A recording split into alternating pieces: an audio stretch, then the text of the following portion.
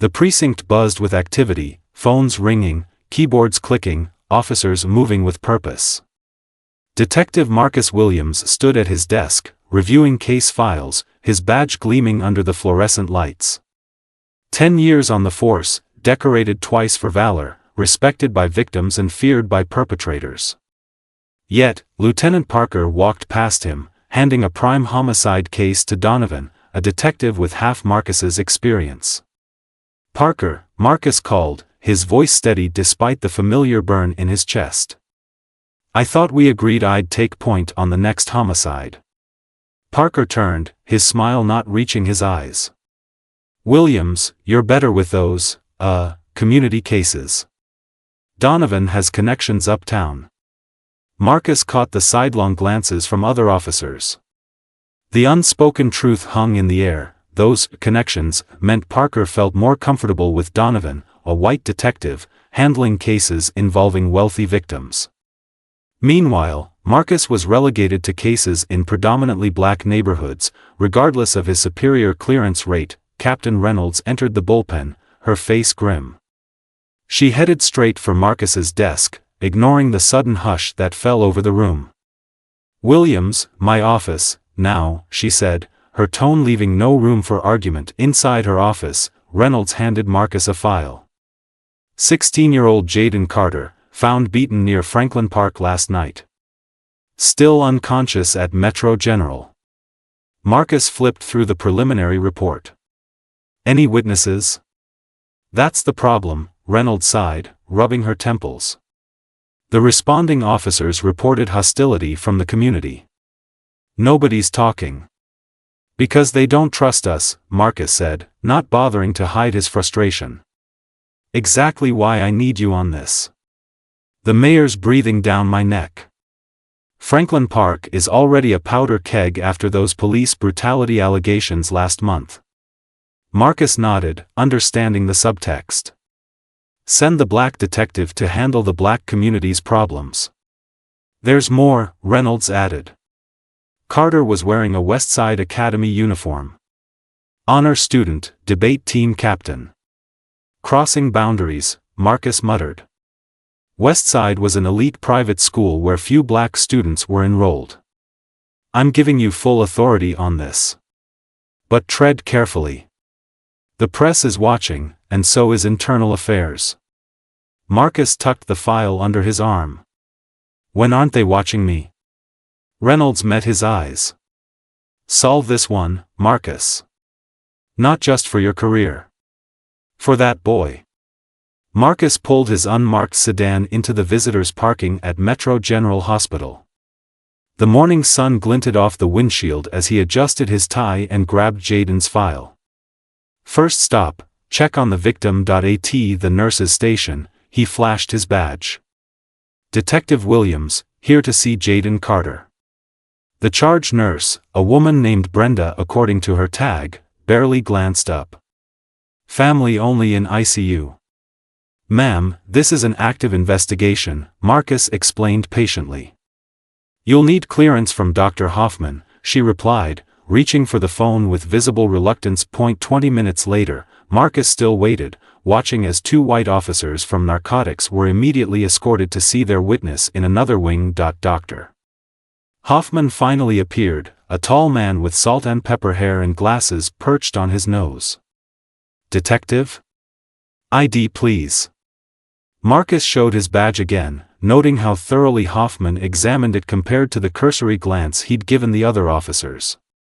10 minutes, maximum, Hoffman stated. "The boy needs rest." In Jayden's room, Marcus found the teenager connected to monitors, his face swollen beyond recognition. A woman sitting beside the bed, presumably Jayden's mother, looked up with red-rimmed eyes. "Mrs. Carter?" "I'm Detective Williams." "Another detective?" she asked wearily. "The other one already took our statement." "Officer Grimes." Marcus frowned. "Grimes isn't assigned to this case." "Well, he questioned us for an hour. Kept asking what Jayden was doing in that neighborhood, if he sold drugs, belonged to a gang." Marcus's jaw tightened. Jayden's file shows he's an honor student with no record. That didn't seem to matter to him, Mrs. Carter said bitterly. He made it sound like Jayden deserved what happened. Outside the hospital, Marcus called dispatch. No record of Grimes being authorized to interview the Carters. Someone was already working to contaminate his investigation. Marcus drove slowly through Franklin Park's perimeter, memories flooding back with each familiar landmark. 25 years ago, he'd been just like Jayden, a scholarship kid at Preston Academy, another elite school across town. The same suspicious glances, the same unspoken accusations. He parked near the basketball courts and walked toward the spot where Jayden had been found. Yellow police tape fluttered in the breeze. Marcus knelt, examining the ground. Blood stains still visible despite cleanup efforts. Footprints preserved in the mud nearby. "You won't find anything the other cops missed," came a voice behind him. Marcus turned to see an older man sitting on a bench, newspaper spread across his lap. "Sir, this is an active crime scene." "Been watching from my window for 30 years, the man replied, pointing to an apartment building across the street. "Walter Thompson. I see everything that happens in this park." Marcus approached, showing his badge. "Did you see what happened to Jayden Carter?" Walter studied Marcus's face. "You grew up around here, didn't you?" "How'd you know?" "The way you walk. Cautious but confident. Like someone who knows both worlds." Marcus sat beside Walter. "I did. Scholarship to Preston. Caught between not belonging here anymore and never truly fitting in there." Walter nodded solemnly. "Just like that Carter boy. Smart kids like you too, trying to bridge worlds that don't want connecting. Some people can't stand seeing that bridge built." "Mr. Thompson, what exactly did you see that night?" Marcus asked, pulling out his notepad. Walter glanced around nervously. "4 boys. Seniors from Westside Academy. I recognized the leather jackets. They followed Jayden from the bus stop." Marcus's pen paused mid-sentence. "Westside? You're saying Jayden was attacked by his own classmates?" "That's not all," Walter continued, reaching into his coat.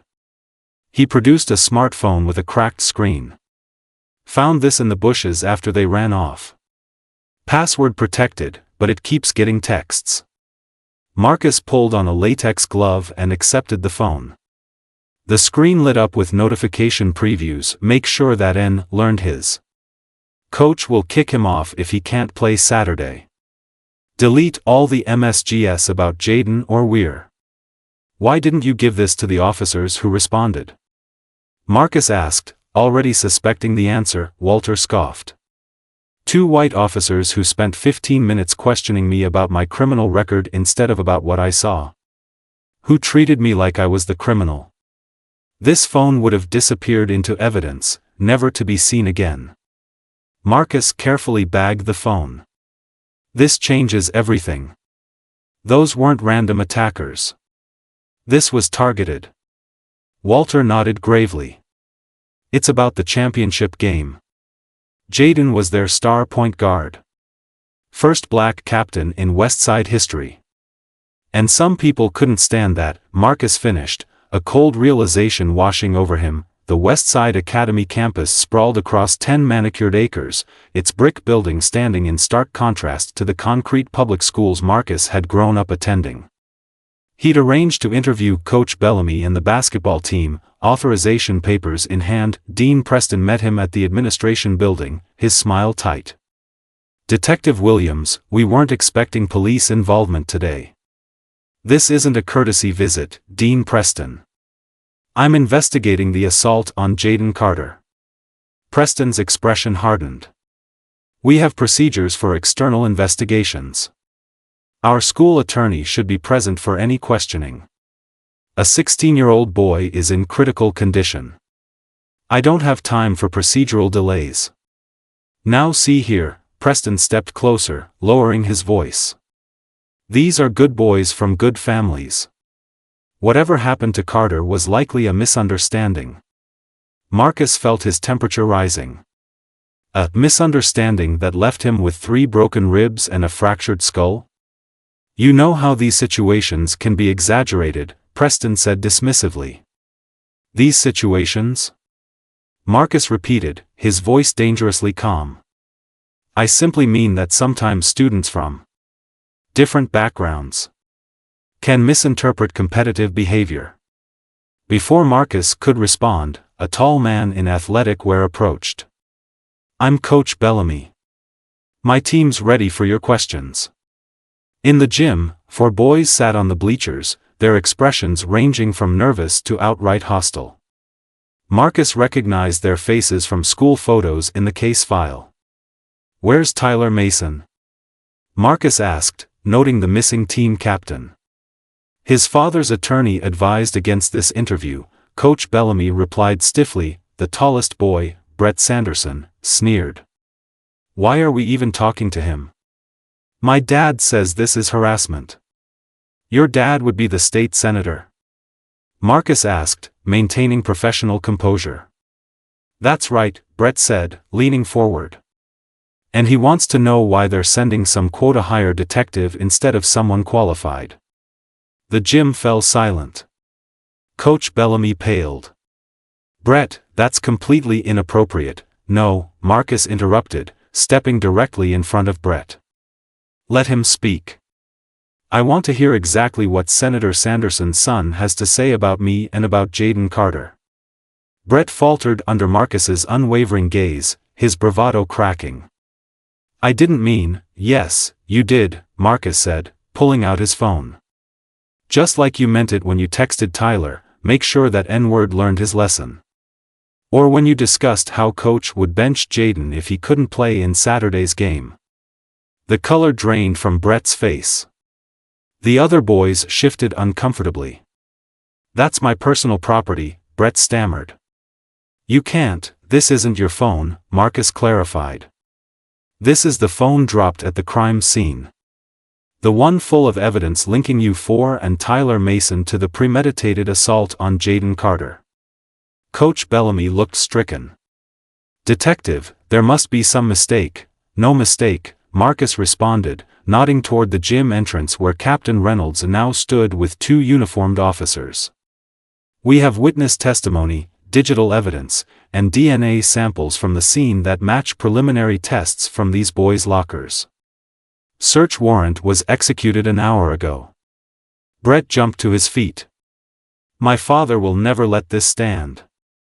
That's where you're wrong, came a new voice. Senator Sanderson himself walked into the gym, face grim. The DA is a personal friend, Brett. He called me directly after reviewing the evidence. Marcus watched as the senator approached his son. You won't be getting any help from me, the senator continued. What you and your friends did was reprehensible. You'll face the consequences. 2 weeks later, Marcus stood in Jayden's hospital room. The boy was awake now, bruises fading, strength returning. All 5 of them took plea deals, Marcus explained.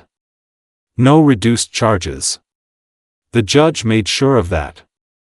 Jayden nodded slowly. What about Westside? The board voted unanimously to implement anti-racism training for all students and staff. They're also establishing a scholarship in your name. Mrs. Carter squeezed her son's hand. It won't erase what happened. No, Marcus agreed. But it's a start. Back at the precinct, Marcus found a letter on his desk. Captain Reynolds leaned against the doorframe of her office, watching as he opened it. Promotion came through, she said. You're lead detective now. The commissioner couldn't ignore your work after the press coverage. Marcus held the letter, feelings mixed. Shouldn't have taken all this to get recognized. No, Reynolds admitted. It shouldn't have. But change happens one case, one promotion, one truth at a time. Marcus pinned his new badge to his chest, thinking of Jayden, of Walter Thompson, of all the cases still to come. One truth at a time, he repeated, knowing the fight for justice would never end, but neither would those willing to fight for it.